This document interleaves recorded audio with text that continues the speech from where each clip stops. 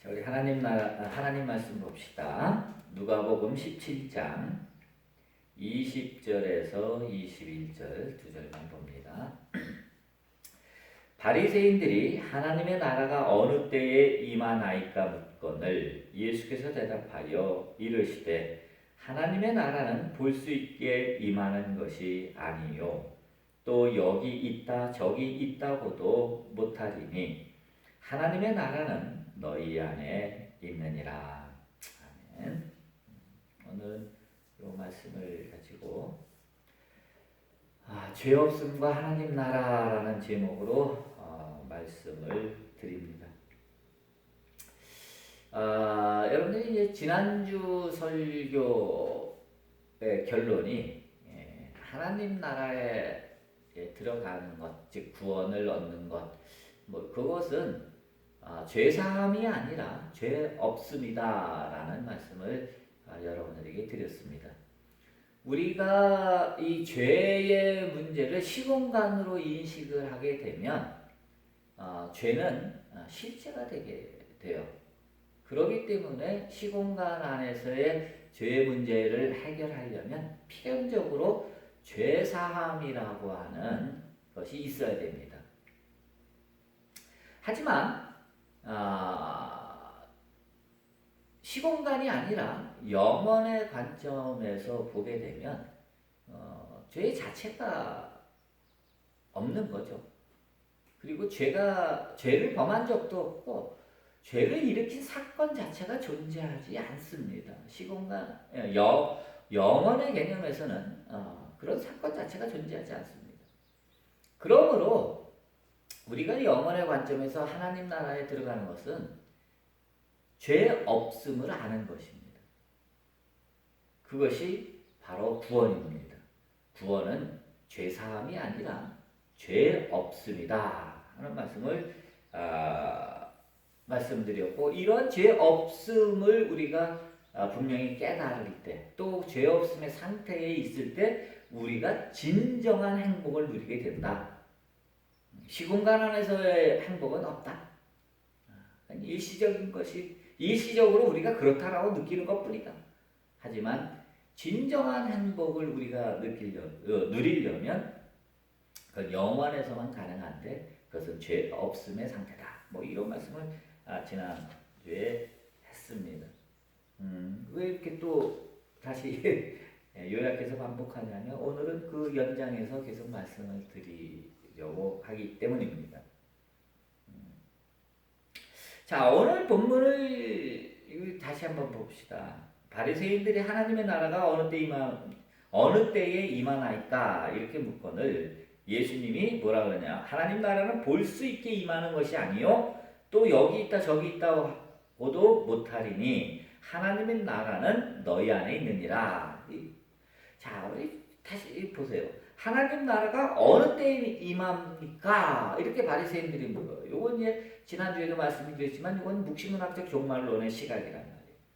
즉 하나님 나라가 시공간 안에서 임하는 거예요. 요한계시록처럼 새 하늘과 새 땅이 이렇게 새 예루살렘이 이 땅에 임하는 거예요. 이 땅이 천년왕국이 되는 거예요. 공간과 시간이 필요하죠. 천년왕국, 천년 어쩌고저쩌고 하는데 시간이 필요한 겁니다. 거기에 그런 관점에서 바리새인들이 지금 예수님께 하나님 나라가 어느 때에 임합니까? 이렇게 물어본 거예요. 그랬더니 예수님이 분명하게 말씀하죠. 하나님 나라는 볼 수 있게 임하는 것이 아니다. 여기 있다 저기 있다 이렇게 말할 수 없다. 공간의 개념이 아니다. 하나님 나라는 공간에 임하는 게 아니다. 어느 때에 우리가 볼 수 있게 임하는 게 아니다. 즉 하나님 나라는 시공간에 임하는 게 아니다라고 하는 것을 분명하게 말씀하시죠. 그러면 어디에 있냐? 하나님 나라는 너희 안에 있다. 이렇게 말씀하는 거예요. 자, 그러면 하나님 나라가 어디 특정 시간, 특정 특정한 공간 안에 존재한다 그러면 우리가 뭐 거기 향해 가면 되잖아요. 뭐 예를 들면 우리가 뭐 서울을 간다든지 뭐 그러면 차 몰고 가면 되는 거고 뭐 하면 되는데 이 시공간 안에 하나님 나라가 없어요. 그냥 우리 안에 있단 말이에요. 이걸 이제 우리 내면 안에 있다. 내면이라고 얘기하는데 우리 안에 있다. 그러면 하나님 나라에 어떻게 들어가죠? 그 나라 어떻게 가죠? 뭐 간단하잖아요. 우리가 하나님 나라를 시공간 안에서 찾는 것을 포기해야 돼. 그건 존재하지 않아요. 우리는 하나님 나라를 시공간이 아닌 영원의 나라, 영원의 세계에서 찾아야 됩니다. 그럼 그 영원의 세계, 영원의 나라가 어디 있느냐? 우리 안에, 우리 내면 안에 있다는 겁니다. 그렇기 때문에 우리가 밖에서 하나님 나라를 찾는 게 아니라 우리 안에서, 우리 내면 안에서 하나님 나라를 찾아야 된다는 겁니다. 자, 그러면 우리 내면 안으로 어떻게 들어가죠? 뭐 어렵게 생각하지 마십시오. 내면을 들여다보는 겁니다. 자, 4번으로 벌써 들어왔는데 4번. 그러므로 우리는 내면을 들여다봐야 한다. 우리 마음이 밖을 향해서는 안 되고 우리 마음이 안을 향해야 된다. 우리 내면을 향해야 된다는 거예요. 그래서 우리의 내면을 탐구하는 거죠. 내면을 탐구하게 되면 그럼 거기 뭐가 있느냐라는 거예요.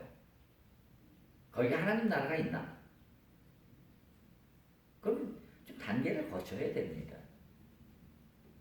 자, 5번으로 갑시다. 심리학자들의 도움으로 우리는 우리의 내면이 무의식으로 되어져 있다라고 하는 것을 이제 압니다. 프로이드나 구스타프 칼 융을 우리가 굳이 언급하지 않더라도 이제 요즘 사람들은 다 그 정도는 압니다. 우리의 내면은 무의식으로 되어 있다. 이 표면적으로 우리가 누리는 이 보고 하는 느끼고 하는 이 의식 저변에 어마어마하게 큰 무의식이 자리 잡고 있고 이 무의식이 우리의 내면을 구성하고 있습니다. 자, 그러면 프로이드에 의하면 이 무의식이 어떻게 존재하게 되느냐?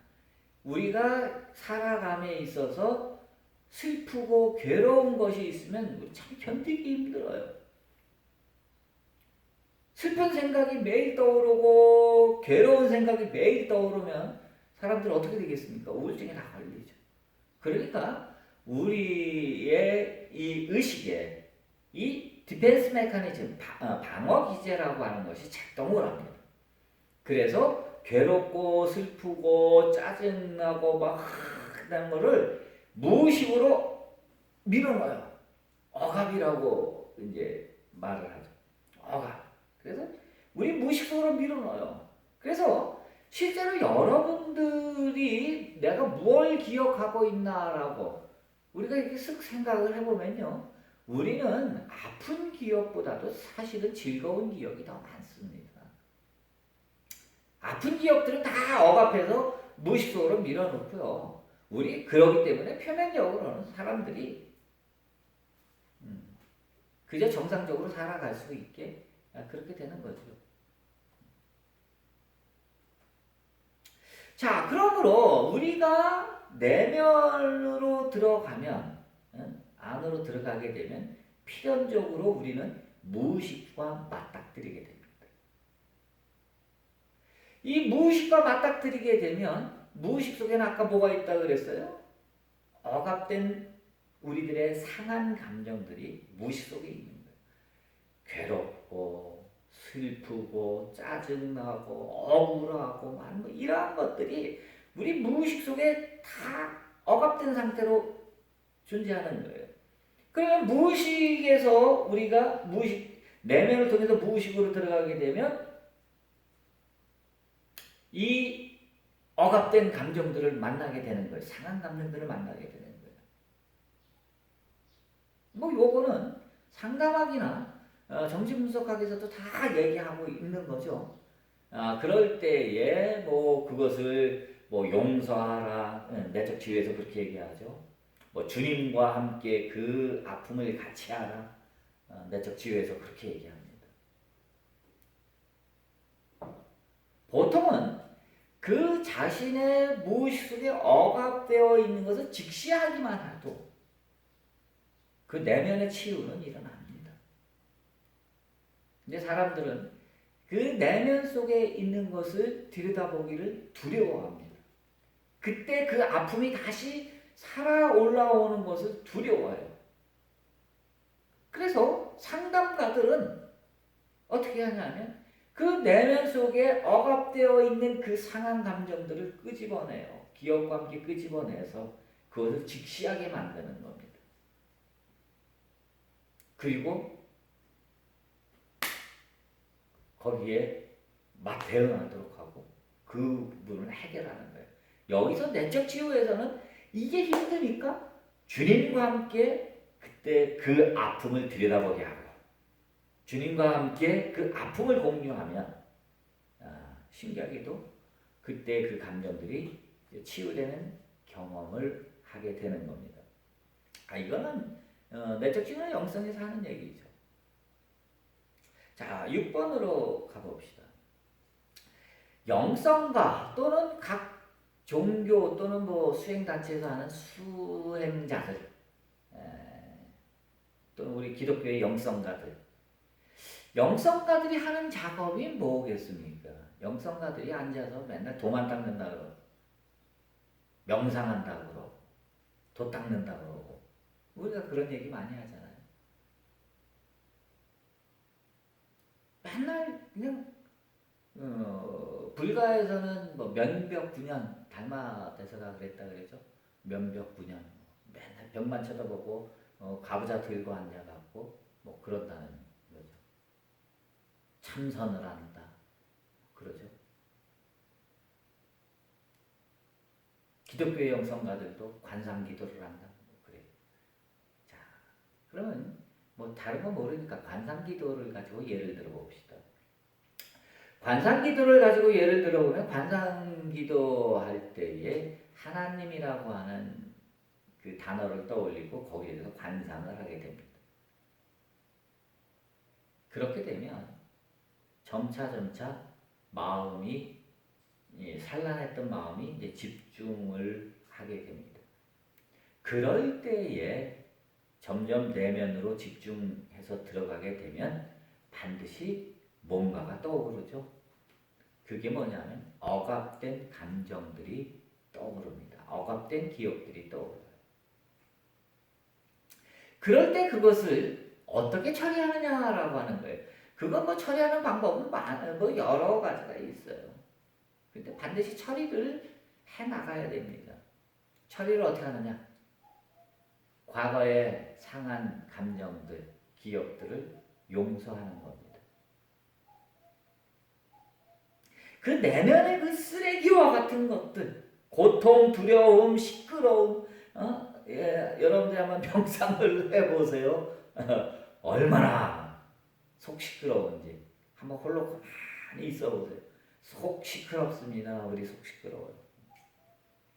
또 거기에 따른 또 에고의 저항 뭐 이런 것들에 직면하게 돼요. 이거를 처리하는 방법이 있어요. 가장 전통적인 방법, 기독교 영성에서 가장 전통적인 방법은 내맡기는 겁니다. 주님께 내맡기는 겁니다. 내 속에 있는 속 시끄러운 이 상한 감정들을 주님께 맡기는 거예요. 자, 맡긴다는 얘기 이게 뭐예요? 내가 내 속에 이게 있어. 손수건이 있어. 이 상한 감정이 있어. 이 쓰레기와 같은 것들이 있어. 속 시끄러운 게 있어. 이거를 주님께 내맡기는 거예요. 내맡기는 건 어떻게 하는 거예요? 이거 내맡기는 거 아니야. 내가 갖고 있다가 맡긴다. 주는 거 아니야. 우리는 은행에 돈을 맡긴다라고 얘기하죠. 내가 돈이 100만 원이 있어?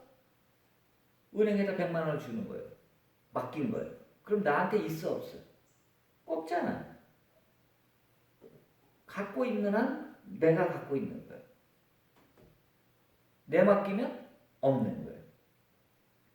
억압된 상한 감정들을 이렇게 떠오를 때마다 하나씩 하나씩 맡기는 겁니다. 떠오를 때 그것을 슬며시 치워버리는 거예요. 밀어놓는 거예요. 놓아버리는 거예요. 이것이 우리가 내면을 탐구하게 되면, 내면 안으로 들어가게 될 때에 우리가 반드시 무의식과 맞닥뜨리게 되는데, 더 나아가다 무의식도 더 나아가다 보면 태초의 의식까지도 퇴행된다 그래요. 인류의 전체 집단 무의식하고도 맞닥뜨리게 된다 그럽니다. 그때마다 어떻게 내려놓는 겁니다. 자, 이것을 내려놓는다, 내맡긴다, 뭐 놓아버린다, 뭐 여러 가지로 이제 우리가 이제 표현들을 하게 되는데, 이렇게 가다 보면요, 영원이라고 하는 관점에 우리가 거기까지 성숙하게 되는데, 그때 비로소 우리는 어떠한 깨달음을 얻게 되냐면, 모든 두려움은 환상이다 라고 하는 그런 깨달음을 얻게 됩니다. 이건 필연적입니다. 모든 두려움은 환상이다. 즉, 내가 두려움이라고 하는, 내가 고통이다, 두려움이다, 시끄러움이다, 죄책감이다, 이와 같은 모든 것들이 실제로 어디서부터 생겨났습니까? 시공간 안에서 다 생겨난 거예요, 이것들이.